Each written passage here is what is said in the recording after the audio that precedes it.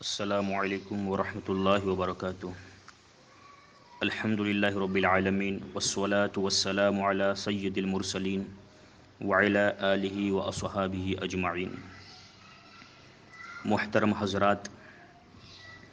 اہل حدیث کا فتنہ اور قرآن اور حدیث کی آڑ میں عوام کو گمراہ کرنے اور اہل ایمان کو مشرک ٹھہرانے کا اور مشرکین مکہ کو توحید پرست ماننے اور منوانے کا پروپیگنڈا آج کھل کر کے سامنے آ گیا۔ حضرات محترم، غیر مقلدین نام نہاد اہل حدیث کی کس طرح مسلمانوں کو مشرک ٹھہرا کر امت مسلمہ میں انتشار پیدا کر کے شر انگیزیاں کرتے ہیں، اس کی میں آپ کو ایک جھلک دکھانا چاہتا ہوں۔ چند روز پہلے میری ایم پی کے ایک ندیم خان نام کے اہل حدیث سے بات ہوئی۔ اس کا کہنا تھا کہ مشرکین مکہ بھی ایک اللہ کو مانتے تھے، اور اس نے اس کے ثبوت میں قرآن کریم کی چند آیات پیش کی اور کہا کہ اس سے ثابت ہوتا ہے کہ مشرکین مکہ بھی ایک اللہ کے قائل تھے، لیکن اس کے باوجود مشرک اس لیے ٹھہرے کہ انہوں نے غیر خدا کو اپنا حاجت روا اور مددگار بنا لیا، اور وہ اللہ تک پہنچنے کے لیے وسیلے کے قائل تھے، اس لیے اپنے ان عقائد کی وجہ سے وہ لوگ مشرک ٹھہرے۔ یہ اس اہل حدیث کا کہنا تھا، لیکن ناظرین ذرا آپ ان کے مکر اور دھوکے کو دیکھیے کہ اس نے جو یہ کہا کہ مشرکین مکہ بھی ایک اللہ کے قائل تھے، اور پھر اس کے ثبوت میں قرآن کی جو آیتیں دکھائی، ان آیات میں کسی بھی جگہ پر یہ نہیں لکھا کہ مشرکین مکہ ایک اللہ ہی کو اپنا معبود مانتے تھے، بلکہ صاف طور پر قرآن میں بیان ہوا کہ مشرکین مکہ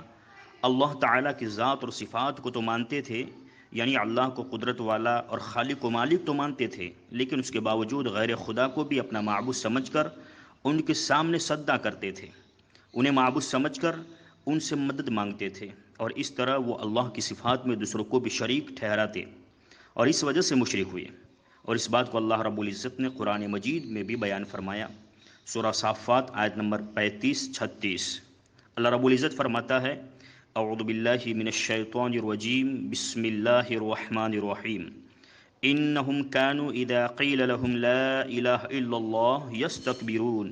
ویقولون ائنا لتارکو آلہتنا لشاعر مجنون۔ یعنی یہ وہ لوگ ہیں جب انہیں کہا جاتا ہے کہ اللہ کے سوا کوئی معبود نہیں تو یہ سرکشی کرتے ہیں اور کہتے ہیں کیا ہم اپنے معبودوں کو ایک دیوانے، ایک شاعر کی بات پر چھوڑ دیں۔ یہ مشرکین مکہ کا یہ عقیدہ تھا، یہ کہنا تھا جو اللہ نے اپنے قرآن مجید میں بیان فرمایا۔ محترم حضرات، اب آپ ہی فیصلہ کیجئے کہ یہ نام نہاد اہل حدیث کس طرح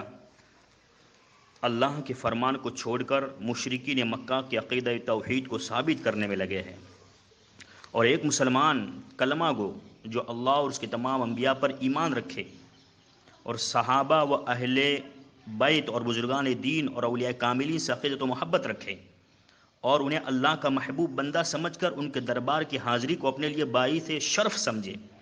ان کو یہ لوگ مشرکین مکہ والا عقیدہ بتا کر مشرک ٹھہراتے ہیں، جبکہ یہ بات صاف طور پر انہیں بھی معلوم ہے کہ مشرکین مکہ نیک لوگوں کو بھی خدا کی طرف اپنا معبود بنا لیتے تھے اور ان کی قبروں کو سجدہ گاہ بناتے تھے، جیسا کہ بخاری شریف کی حدیث نمبر 4920 میں ہے کہ حضرت عبداللہ ابن عباس رضی اللہ تعالی عنہ بیان کرتے ہیں کہ مشرکین مکہ یہ نیک لوگوں کی جو مورتیاں تھی، جو ان کا اسٹیچیو تھا، جو ان کی یادگار کے لیے کھڑا کیا گیا تھا، ان کو ان لوگوں نے پوجنا شروع کر دیا، اور اس وجہ سے یہ لوگ مشرک ہوئے۔ اور اللہ رب العزت نے قرآن مجید میں بھی فرمایا، اللہ رب العزت سورہ اعراف میں فرماتا ہے: ان الذین تدعون من دون اللہ عباد امثالکم فادعوہم فلیستجیبوا لکم ان کنتم صادقین الہم الرجل یمشون بها ام لہم ایدی یبطشون بها ام لہم اعین یبصرون بها ام لہم آذان یسمعون بها۔ یعنی اے مشرکو، جن کو تم اللہ کے سوا پکارتے ہو وہ تمہاری طرح کے بندے ہیں، اچھا تم ان کو پکارو، اگر تم سمجھتے ہو تو چاہیے کہ وہ تم کو جواب بھی دے۔ بھلا ان کے پاؤں ہے جن سے چلے، یا ہاتھ ہے جن سے پکڑے، یا آنکھیں ہیں جن سے دیکھے، یا کان ہے جن سے سنے۔ تو محترم حضرات، اللہ رب العزت ان بتوں کے بارے میں فرما رہا ہے کفار مشرکین سے کہ مشرکو، جن بتوں کو تم پکارتے ہو اپنا معبود سمجھ کر، اپنا مددگار سمجھ کر، اپنا حاجت روا سمجھ کر، نہ وہ چل سکتے ہیں، نہ وہ ہاتھ ہے ان کے پاس کہ نہ وہ پکڑ سکتے ہیں، نہ ان کے پاس پیر ہے کہ نہ وہ چل سکتے ہیں، تم ایسے لوگوں کو اپنا معبود بنا کر کے کیوں پوجتے ہو؟ محترم حضرات، لیکن ایک مسلمان جو اولیاء اللہ کو اپنا معبود نہیں بلکہ اللہ کا محبوب بندہ مانتا ہے، اور نبی پاک صلی اللہ علیہ وسلم نے جو قبروں کی زیارت کرنے کی اجازت دی ہے، اس کے ماتحت اولیاء اللہ کے مزارات کی حاضری کو اپنے لیے باعث شرف سمجھتا ہے، اور یہ نہ کسی صورت میں شرک ہو سکتا ہے، نہ بدعت اور نہ گناہ۔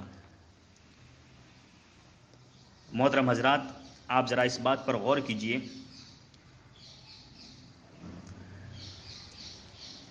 کہ مشرکین مکہ کا جو عقیدہ تھا، آج ان اہل حدیث نے اس عقیدے کو اہل ایمان پر، صحابہ، اہل بیت اور بزرگان دین کے ماننے والوں پر تھوپنے کی ایک ناکام کوشش کی ہے۔ اللہ رب العزت ان کے شر سے تمام مسلمانوں کو محفوظ فرمائیں۔ اور یہ بات حقیقت ہے کہ آج جو لوگ مزارات انبیاء و اولیاء کی تعظیم کو شرک کے زمرے میں شامل کرتے ہیں اور مزارات پر حاضری کو خلاف توحید سمجھتے ہیں، انہیں دراصل مشرکین کے عقائد سے واقفیت نہیں ہے۔ انہیں معلوم ہونا چاہیے کہ اہل اسلام کا عمل اس سے بالکل برعکس ہے، یعنی مشرکین مکہ کا جو عقیدہ تھا، ان کا جو عمل تھا، اہل اسلام یعنی صحابہ، اہل بیت اور بزرگان دین کے ماننے والوں کا عمل ان سے بالکل برعکس ہے۔ مسلمان مزارات پر صرف اس لیے جاتے ہیں کہ انبیاء و اولیاء کو اللہ تعالیٰ کی قربت، محبت اور اطاعت کی وجہ سے قابل احترام سمجھتا ہے۔ نہ وہاں پر کسی ولی کا بت اور مورتی بنائی جاتی ہے، نہ اس کی پوجا پاٹ ہوتی ہے، اور نہ ہی کسی چبوترے پر جانور ذبح کر کے خون ملا جاتا ہے۔ الغرض، شرک کے جتنے بھی اسباب ہیں ان میں سے کوئی بھی سبب اہل اسلام میں نہیں پایا جاتا۔ اب رہی قبروں کے احترام کی بات، اور وہاں جا کر دعا کرنے اور ان کے ذریعہ ان کو وسیلہ بنا کر اللہ کی بارگاہ میں دعا کرنے کی بات، تو یہ تو حدیث پاک سے ثابت ہے۔ سنیے، حضرت بریدہ رضی اللہ تعالیٰ عنہ سے مروی ہے کہ حضور نبی کریم صلی اللہ علیہ وسلم نے فرمایا، کنت نہیتکم عن زیارت القبور فزوروها، کہ میں نے تمہیں زیارت قبور سے یعنی قبروں کی زیارت سے منع کیا تھا، بس اب زیارت کیا کرو۔ محترم حضرات، اہل اسلام صالحین کی قبروں پر نہ تو مشرکین کی طرح جانور ذبح کرتے ہیں اور نہ ان کی عبادت کرتے ہیں، نہ وہاں بت رکھے ہوئے ہیں کہ نہ ان کے مجسمے اور نہ ہی انہیں سجدے کیے جاتے ہیں،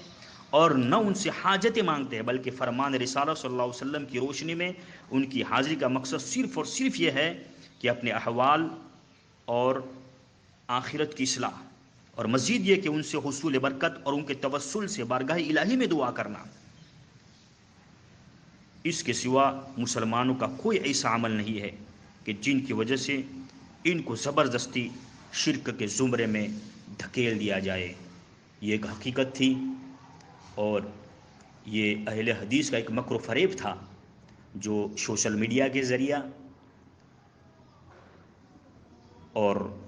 یوٹیوب چینل کے ذریعہ عوام تک اپنا مکر، اپنا دھوکہ پھیلانے کی کوشش کرتے ہیں، اور حق کو چھپا کر اہل اسلام کو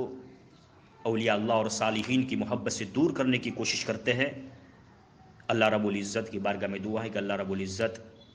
ہمارے ایمان اور عقیدے کی حفاظت فرمائے، اور ہر طرح کے مکر و شر سے امت مسلمہ کی حفاظت فرمائے، اور ہر طرح کے فتنے سے ہمیں امان نصیب عطا فرمائے۔